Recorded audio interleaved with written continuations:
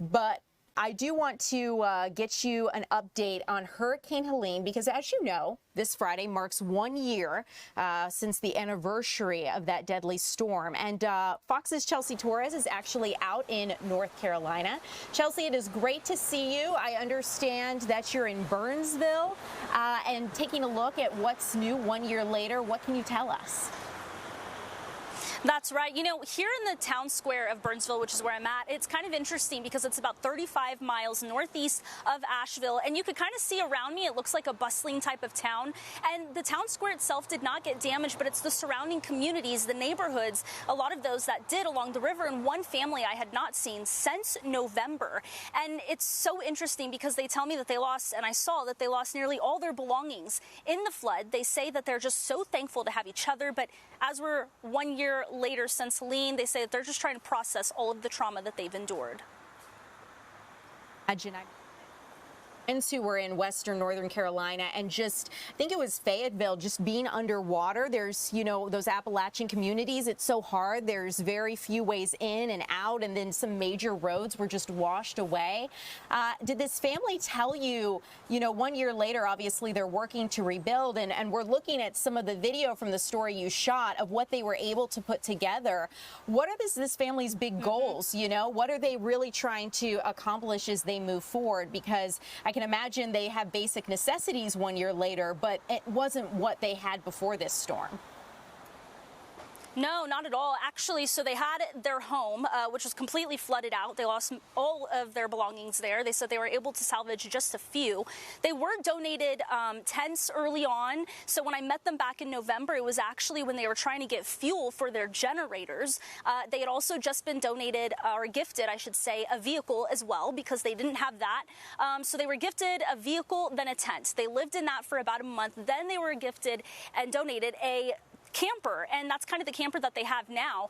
And actually this camper, it didn't have electricity, it didn't have water, and they really didn't even have electricity up until 4 months ago, when finally the county was able to come out and put utility poles right there on their property. So it kind of just goes to show, yes, we're about a year later, but man, I mean, these people really have gone through so much in their surrounding community where they're at. You can actually see the roads. They're all newly paved, which is so beautiful to see. So different from when I was there back in November, because you would still see damage from so many homes. You'd see piles of debris nearly everywhere.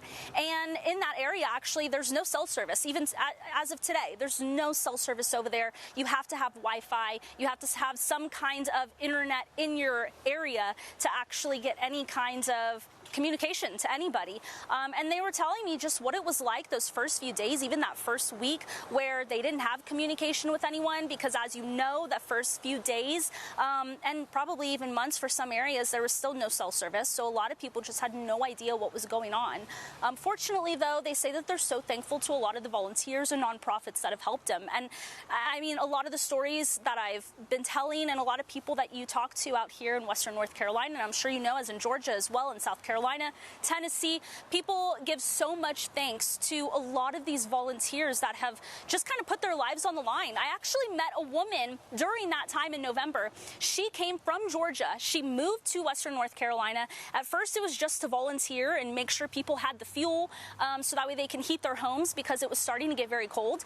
And then she just thought, you know what, I'm going to pick up my whole life and move to Western North Carolina so I can continue doing this. So it's truly amazing to see that the communities have come together and uplifted all of these people that really did lose everything. It's pretty amazing to see now.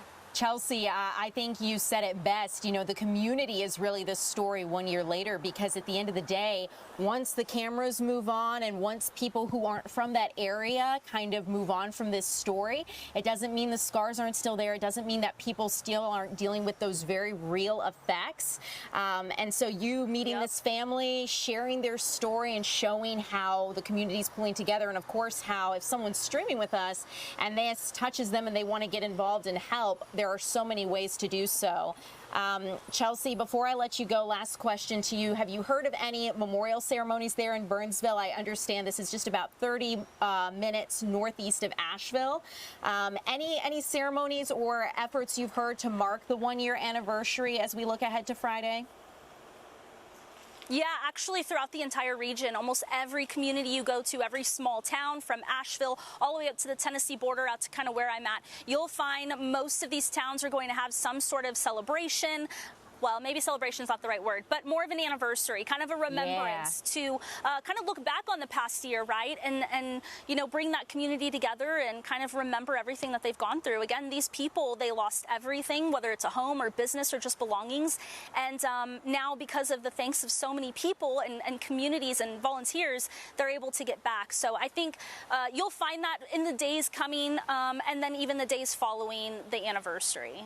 Chelsea, thank you so much for joining us and giving us a live look there in Northern Carolina. We appreciate it.